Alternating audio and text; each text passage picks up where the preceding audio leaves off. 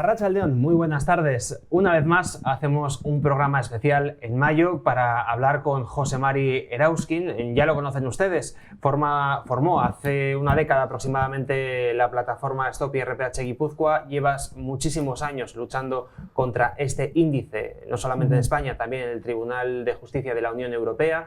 Has tenido muchísimas sentencias a tu favor, una pelea constante para que muchísimas familias no se quedaran en la calle por robos de la banca. Y cada vez que hay alguna noticia en este sentido, pues nos vemos obligados, porque no podemos hacer otra cosa, abrir este plató para que puedas venir a contarnos toda la actualidad. Y lo cierto es que el pasado día 30 de abril tuvimos una votación en el Congreso de los Diputados, José Mari, en la que había una proposición no de ley para pedirle al Gobierno que la Abogacía del Estado, a la hora de tratar una cuestión relativa al IRPH, no se posicionara a favor de la banca. O sea, ya no se pide siquiera que se posicione a favor del ciudadano, sino que por lo menos se mantenga neutral, lo cual es tremendo. Arratsaldeon, lo primero, José Mari, como siempre, es que ricasco por venir. Sí, bueno, primero una cosa, yo no fundé la plataforma, o sea, bueno, la fundé junto con mucha gente. Quiero decir que hubo un grupo de gente, principalmente afectados, que son los que la formaron, luego buscaron abogados y ahí entramos nosotros. O sea, que es trabajo de mucha gente. Luego, respecto a lo que me dices, vamos a ver, cada vez que se plantea una cuestión ante el Tribunal de Justicia de la Unión Europea, de lo que fuera, intervienen las partes y también interviene la Comisión Europea y también interviene la Abogacía del Estado donde ha ocurrido el problema. De manera que todas las cuestiones que se llevan al Tribunal de Justicia en relación con los abusos bancarios, interviene el demandante, interviene el banco, interviene la Comisión Europea, interviene la Abogacía del Estado. Siempre, siempre, siempre la Abogacía del Estado interviene a favor de la banca. Cuando llega la cláusula suelo, primero pide que no se declare abusiva. Luego pide que no se tenga que devolver el dinero. Cuando llega el tema del vencimiento anticipado, pide que no se declare abusivo porque entonces no podrían seguir adelante las ejecuciones hipotecarias. Cuando llega el tema de la prescripción de las reclamaciones, pide que haya un tiempo para reclamar y que si se pasa el tiempo ya no puedan reclamar los abusos bancarios. Cuando llega el IRPH, la vez anterior, cuando comparecimos allí en febrero del 19, pedía que no se declarara abusivo, pero que si se declarara abusivo, que no hubiera que devolver el dinero, porque eso ponía en riesgo a los bancos que habían cobrado unas cantidades que no debían de haber cobrado. Vamos a recordar, José Mari, si te parece, por si hay algún despistado que no conozca lo que es el IRPH, hablamos de un índice hipotecario que encarecía en torno a los 300 euros las hipotecas, porque hacían una media de todo lo que se cobraba en todas las entidades financieras de España. Eso es. Eso es, sí. Es decir, el IRPH es un índice que se calcula mensualmente haciendo una media del coste total de los préstamos del mes anterior. Coste total que incluye comisiones, gastos y demás. Y la media de todo eso, del coste total de esas operaciones, se convierte en índice para otros a los que añaden sus comisiones, sus gastos y demás, con lo cual se dispara. Y aparte es manipulable, muy manipulable. Claro, porque al haber comisiones de por medio, pues la comisión de apertura y todas esas cosas, pues hombre, el banco las mueve para arriba para abajo a su voluntad.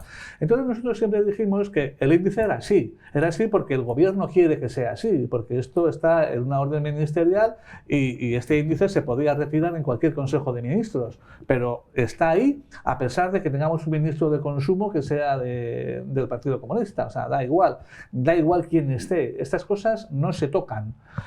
Lo que nos quejábamos es que siendo tan complejo y tan caro, que no se le explicara al cliente. Es decir, que no hubo transparencia en la contratación. Durante 8 años nos hemos peleado en los juzgados diciendo que la incorporación al contrato no fue transparente, porque si llega a ser transparente nadie lo hubiera querido. Tú a alguien le enseñas un gráfico de cómo ha evolucionado el IRPH y cómo ha evolucionado el Euribor, y con ver el gráfico de todos los años, desde el año 2000, nadie coge el más caro. Bueno, pues digamos, había juzgados que nos daban la razón, otros que no, y llegó el Tribunal Supremo y nos dijo que no había nada que explicar, que como era un tipo oficial, no había nada que explicar. Pero eso fue corregido por el Tribunal de Justicia de la Unión Europea, que dijo que de eso nada, que en este caso del IRPH, y dada su especial peculiaridad, había que explicar lo que es un índice de referencia, lo que es un TAE, lo que es una media de TAEs y demás. Con lo cual se cayó el argumento del Tribunal Supremo y pensábamos que ya habíamos ganado.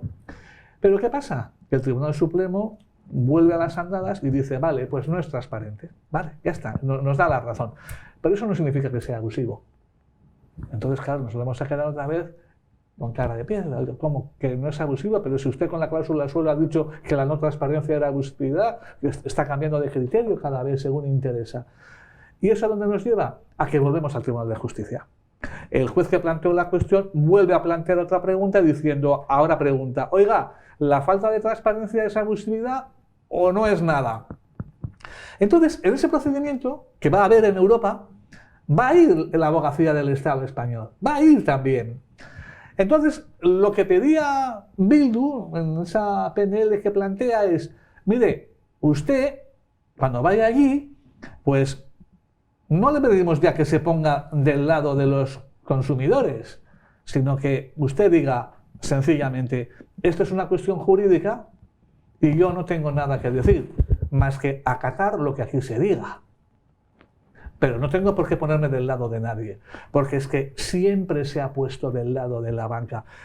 A tal punto que en la comparecencia que tuvimos en febrero del 19 estábamos de un lado nosotros y la Comisión Europea, y del otro lado estaba la banca y la abogacía del Estado. Pero la banca no hablaba. Todo era la abogacía del Estado, pidiendo que no fuera abusivo, pero que si era no se devolviera porque era mucho dinero. Oiga, es el dinero que has cobrado indebidamente, no es más. Lo que no puede ser es que me digas que como es mucho, no hay que devolver, porque volvemos a lo de siempre. Si me apodero indebidamente de poco, lo devuelvo porque es poco. Pero si me apodero de mucho, me lo quedo porque devolverlo es una faena. Claro, con esto que estamos propiciando, el robo a gran escala. Porque tú empiezas, como ahora con las comisiones, a cobrar comisiones por todo y resulta que para cuando este tema llegue al Tribunal de Justicia pasan 5 años, las cantidades son tan enormes que ponen en riesgo su cuenta de resultados, oiga, y no se devuelve. Y todo esto lo sitúo en un escenario en el que he leído en el Diario Vasco hace un par de días que ponía el BBV declara un beneficio de 1.720 millones de euros el primer trimestre. Volvemos a la normalidad. ¿Esa es la normalidad? Hombre, cobrando lo que no tienes que cobrar, así también llego yo a la normalidad. Entonces, ¿no? Resulta que a 1.720 millones de euros en un trimestre volvemos a la normalidad. Pero no puedes devolver lo indebido porque es una faena. No puedes devolver lo que te prestó el Estado, aquellos famosos 60 millones, porque es una faena. Oiga, esto es tremendo de todas maneras, José Mari, porque fíjate, esta gente si ha robado dinero, si ha recibido ayudas que no han recibido los españolitos de a pie, y aún así están muchos de ellos quebrados. Es que es tremendo, yo no sé qué hacen con el dinero. No hay nada más que te cabree más que ir a una ejecución hipotecaria, donde a una familia la van a echar de casa porque no puede pagar el préstamo, y que sea Bankia el que le echa a la calle, y que tenga la jeta de decir, es que esta gente no ha pagado, entonces lo normal es que tengan que irse de su casa. Y dice, pero hijo de puta, si tú tampoco has pagado, lo que pasa es que a vosotros os han rescatado, y os han rescatado con dinero público, que entre otros también es de esa familia. Entonces tú, que no has podido pagar porque había una coyuntura de crisis, y no has podido pagar, te han rescatado. Y ellos, que por la misma coyuntura no han podido pagar, se tienen que ir a la calle, y tú encima, que eres un rescatado, vienes diciendo que esos no pagan. Con los cojones. Es tremendo. Y volviendo otra vez a la cuestión de la pasada votación del Congreso, es que lo más grave de ello es que el Estado se posiciona, el gobierno en este caso, se posiciona a favor de los banqueros. Como se nota, quien paga también a muchos partidos políticos, ¿no? Bueno, no es el gobierno, o sea, es la abogacía del Estado que en teoría es independiente y tiene que resolver con sus criterios, ¿no? Bueno, sí. Pero detrás de ello está lo que está, ¿no? Entonces, claro, la votación sale lo que sale, pero a mí no me ha sorprendido nada. A mí no me ha sorprendido nada. Porque ¿quiénes han votado a favor de que no participe, o sea, en contra de que no participe la abogacía y que deje el asunto sin posicionarse? Pues a favor ha votado el Partido Popular, pero es que el Partido Popular siempre ha estado en esta situación, nunca ha apoyado en nada, siempre con la banca. Por tanto, no me sorprende y además hay que decir que el partido es coherente, siempre dicen lo mismo. Ha votado también a Ciudadanos. Ciudadanos, fíjate, en su exposición dice que esta es una cuestión jurídica y que no debería de intervenir la abogacía y que no debería de opinar y que no debería de estar. Y dices, bueno, pues está. Pero luego llega la votación y vota lo contrario. Y luego está el Partido Socialista, que es lo de siempre. El Partido Socialista siempre nos hace lo mismo. Porque yo creo que hay dos partidos socialistas. Hay uno hasta esta altura, que son concejales, que son incluso los diputados forales, incluso parlamentarios autonómicos, que son cercanos a la problemática de la gente, incluso alguno de ellos la puede vivir, porque seguramente tendrán su cláusula suelo, y que apoyan de verdad y tal. Pero hay un nivel de partido de ahí para arriba que los intereses ya no son los ciudadanos, son otras cosas, y estos son los que luego pues te traicionan, pero te traicionan con lo que significa la palabra traición, porque yo recuerdo que comparecimos en la Comisión Europea para explicar esta problemática y para que la Comisión Europea llevara al Parlamento Europeo una petición de que se pidiera a España retirar el IRPH. Comparecimos ante la Comisión de Peticiones, explicamos el tema, les pareció que sí, que teníamos razón, y el tema se trasladaba a una votación al Parlamento. En el Parlamento hay tres bloques: el bloque conservador, el bloque progresista y el bloque socialdemócrata, más o menos, ¿no? Entonces, nosotros sabíamos que el bloque progresista nos apoyaría, el conservador no, y el tema estaba en el bloque socialista. Bueno, pues a mí personalmente, la que era entonces portavoz, o la que más dirigía aquel asunto, Soledad Cabezón, me dijo: nada, os vamos a apoyar, o sea, tenéis razón, os vamos a apoyar, os vamos a apoyar. Qué bien, oye, cuando llega el día de la votación, se abstienen. No votan en contra, pero ellos sabían que absteniéndose iba a salir que no, porque la mayoría conservadora era mayor que la mayoría, que el grupo progresista, con lo cual su abstención lo que hacía era que no ocurriera nada. Entonces, aquel fue un caso claro de por la mañana una palmada y por la tarde una puñalada. Y de esas nos han hecho 50.000. Por eso te digo que a mí lo que ha pasado en la comisión esta del Parlamento Español no me sorprende nada, porque han votado en un sentido los que esperábamos y en el sentido contrario los que esperábamos. Nos han apoyado, pues nos ha apoyado Esquerra Republicana, nos ha apoyado Podemos, nos ha apoyado Bildu. Lo cual me lleva a otra reflexión divertida, y es que resulta que los podemitas, los golpistas catalanes, los terroristas, los que quieren romper España, todos esos son los que están preocupados por la economía de los ciudadanos españoles. De todos, porque el IRPH es de todos. Y los españoles que tienen que velar por los ciudadanos españoles son los que se olvidan de la gente para proteger solo la banca. Tiene su gracia. Es que detrás de una bandera tiene que haber más cosas, ¿no? Sacar la roja igualdad de cierto en viento puede estar bien si lo utilizas para unir al pueblo, pero si lo usas solamente para hacer propaganda, pues ocurren estas cosas, ¿no? Que cuando realmente tienes que apoyar al ciudadano de a pie, pues la bandera se queda en un segundo plano, ¿no? Que también representa a ese ciudadano de a pie. Claro, es que cuando va la abogada general y dice que para España, es no para la banca, porque para la banca claro que es malo devolver, claro que sí, para todos es malo pagar y para todos es malo tributar y para todos. Pero cuando dice que para España sería mala la devolución, hombre, entonces ¿España quién es? Porque si yo pregunto a cada uno de los cientos de miles de afectados si para ellos es malo recuperar lo que indebidamente les cobraron, me dirán que no es malo. Entonces, si no es malo para toda esa gente, ¿por qué es malo para España? ¿O quién es España? Es peligroso aquello de identificar el Estado con la nación, ¿no? Aquello lo hacía un italiano, bueno, cuyo pues, nombre no quiero acordarme. ¿eh? No quiero acordarme, efectivamente. Estas cosas pasan. Efectivamente. Y desde luego no me cabe duda de que cuando comparezcamos otra vez en el Parlamento Europeo, en el Tribunal de Justicia de la Unión Europea, estaremos como la vez pasada. Los afectados, la Comisión Europea aquí, la banca y la abogacía del Estado aquí. Y la banca callada porque no necesita ni desgastarse, porque ya tiene a la abogacía defendiendo que no se devuelva el dinero, que no se pueda, que no... porque eso es malo para España. José Mari, quería preguntarte también por una noticia que hemos conocido de Valencia, de una sentencia de la Audiencia Provincial de Valencia que anuló el IRPH y que paralizó un desahucio. Es una noticia de finales del mes de abril. Sí, es una buena noticia porque en una ejecución hipotecaria donde el banco reclama una deuda al cliente y que de no poder pagarla se quedará con su vivienda, el cliente lo que dice es que mi préstamo tenía IRPH Y a mí eso me encarecía de manera indebida la cuota en unas cantidades que yo no he podido pagar. Entonces, el juez ha entendido que la cláusula del IRPH era abusiva, en consecuencia nula, y que el banco tenía que devolverle el dinero indebidamente cobrado. ¿Y qué ocurre? Pues que cuando hacemos las cuentas, el cliente no debe dinero. Al final el que debe dinero es el banco.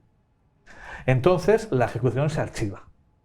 Y esto nos demuestra algo que nosotros venimos ya 7 o 8 años diciendo, y que tú lo has dicho muchas veces también, que muchas ejecuciones hipotecarias de personas que tenían IRPH se podrían haber evitado o nunca hubieran ocurrido si el préstamo estuviera referido a Euribor, porque podían pagar una cantidad de dinero, pero no toda la cantidad de dinero que significaba el préstamo con IRPH. Claro, esa gente que no podía pagar la cuota con IRPH y que sí habría podido pagarla con Euribor, es uno de estos casos. Entonces, al quitarle la cláusula del IRPH, resulta que los números son totalmente distintos y el cliente ya no debe dinero. Fíjate tú si esto llega a ocurrir hace 8 años, los miles de viviendas que hubiéramos salvado y que no tienen vuelta atrás y que además nadie va a asumir la responsabilidad. Es lo peor, como si no hubiera ocurrido nunca. En fin, es tremendo, José Mari. Hay más noticias también que tienen que ver con abusos bancarios que hemos conocido estos días. Tiene que ver precisamente con los gastos que se generan de una hipoteca, gastos que han de ser pagados por el banco en muchísimas ocasiones y que hasta hace muy poquito tiempo las pasaba a pagar el endeudado. Habéis tenido varios juicios en este sentido, sí, en los que os han dado la razón, pero lo que nos encontramos es que para que el banco te devuelva ese dinero que te cobró indebidamente tienes que ir a juicio. Y no se genera jurisprudencia, el banco paga lo que debe y aquí paz y después gloria, porque no quiere llegar a instancias superiores, que sería cuando se generaría esta jurisprudencia y por lo tanto se aplicaría esa tabula rasa, ¿no? Sí, bueno, eso ocurre con las comisiones, porque con los gastos ya hay jurisprudencia de sobrada. Es decir, los bancos durante años hicieron creer a la gente de que todos los gastos derivados de la hipoteca, notario, registrador, tasación, todo era por cuenta del cliente. Nos lo creímos, tan nos lo creímos que pensamos que es que era así y nadie lo discutía. Hasta que de repente se planteó que la normativa de los notarios y de los registradores, pues que no decía eso. Empezaron las demandas y finalmente el tema acabó en el Tribunal de Justicia, como no podía ser de otra manera, y en el Tribunal Supremo aceptando que los gastos de notario son a medias. El registrador lo paga el banco, la tasación la paga el banco y la gestoría la paga el banco. Y eso ya no tiene discusión ninguna. No tiene discusión ninguna, ya está. ¿Qué pasa ahora? Que al banco no se le ocurre devolver. Porque si llega a ser al contrario, si llega a pagar el banco unas cosas que años después el Tribunal Supremo dice que tenían que haber sido pagadas por el cliente, no me cabe ninguna duda de que todos los bancos hubieran revisado sus escrituras y hubieran mandado una cartita al cliente diciendo: estimado cliente, como usted bien sabrá, el Tribunal Supremo ha dicho que tal, y nosotros hicimos frente a ese gasto hace 8 años, por lo cual, con fecha de hoy, le hacemos un cargo en la cuenta de este dinero y te lo cobrarán. En cambio, al banco no se le ocurre buscar todos los casos en los que pagó el cliente y decirle: mire, le voy a poner en la cuenta lo que no. No, eso no te va a hacer. Tienes que ser tú el que tenga que ir al juzgado y tenga que reclamarlo para que te lo devuelvan tiempo después en tu cuenta. Pero si tú no lo reclamas, ellos se lo quedan y nadie les obliga a devolver. Está pasando ahora con algunas entidades que se vienen al juzgado. Si tú presentas un escrito en la ventanilla y le dices que, por favor, que te lo devuelvan y tal, a fin de evitar un pleito, te lo devuelven para evitar el pleito, entre otras cosas porque así evitan pagar costas judiciales. Pero bueno, está bien, está bien. Kutxabank, por ejemplo, está devolviendo a buenas. Pues vale, dentro de lo malo está bien. Pero hay otros como Banco Santander que no te devuelven y te hacen ir al juzgado y te hacen contratar un abogado y contratar un procurador y con el ánimo de desanimarte, a sabiendas de que esto es así. Otra cosa son las comisiones, donde no hay una jurisprudencia todavía del Tribunal Supremo, porque los bancos no quieren que haya, no quieren pasar la barrera. Por ejemplo, la comisión de mantenimiento de la cuenta que nunca sabemos a qué obedece, o sea, porque una comisión siempre es la remuneración por un servicio. Entonces, ¿qué servicio hay en mantener una cuenta? ¿Qué pasa? ¿Que la cuenta pide pan? ¿Que pide luz? ¿Cuál es la razón? Entonces nosotros pusimos una demanda en Tolosa de un afectado de Caja Rural pidiendo la nulidad de la comisión esta de mantenimiento y la administración porque no tenía ningún sentido.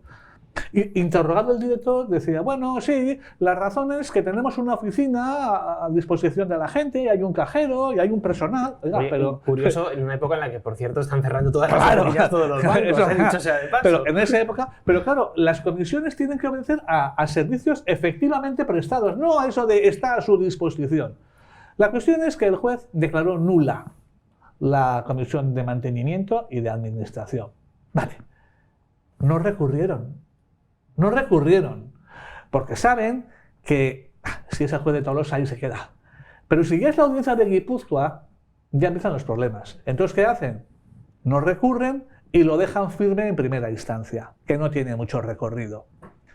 Presentamos una segunda demanda de otra persona, de lo mismo.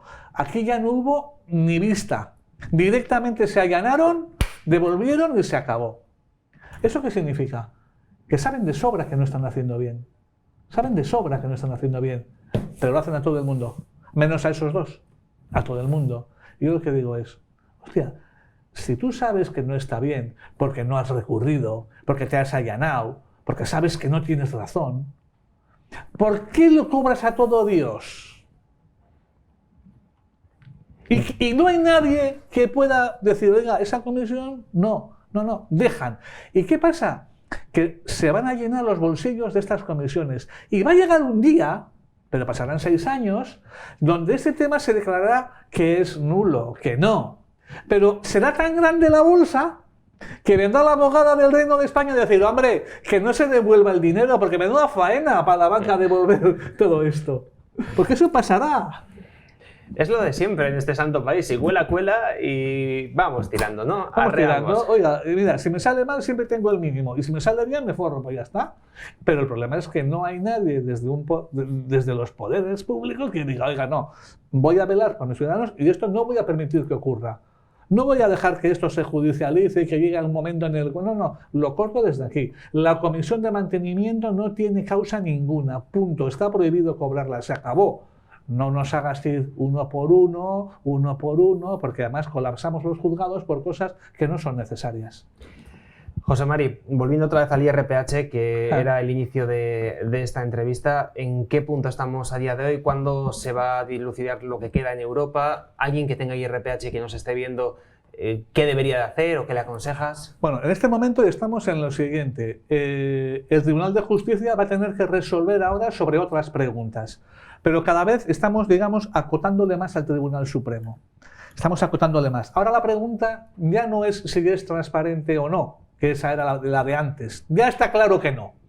La pregunta ahora es si eso es suficiente o no para que la cláusula sea abusiva. Que yo entiendo que nos van a decir que sí, porque en otras ocasiones y de otras cosas ya nos han dicho que sí. Pero no se va a acabar ahí.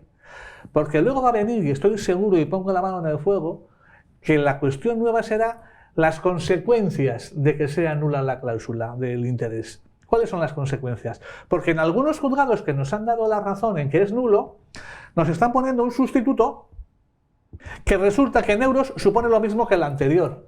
Con lo cual ya me vas a contar a dónde vamos. Si tú me pones un sustituto que significa lo mismo, entonces el abuso se perpetúa ahora de manera legal. Y la tercera discusión será ¿cuál es la consecuencia de que sea nulo el IRPH? Si es dejar el préstamo sin interés, que es lo que yo creo que debe ser, cláusula abusiva se expulsa del contrato y el contrato sigue sin ella, punto. Y así aprenderán. Pero si la consecuencia es poner otro índice que signifique lo mismo, pues entonces no hemos hecho nada. Así que va para rato. Pues seguiremos atentamente todo lo que sigáis haciendo en tu equipo, con todos los afectados y con toda la gente que lleváis ya una década peleando con esta historia. 8 años. Vamos para 9. Casi una década, casi una década. José Mari, como siempre, muchísimas gracias por haber venido a esta casa. Sabes que también es la tuya. A vosotros por darnos voz, porque estas cosas pasan desapercibidas. Sí, sí. nosotros haremos lo imposible para que no ocurra. Es que Pues José muchas Mari, gracias. mucha suerte. Gracias a vosotros.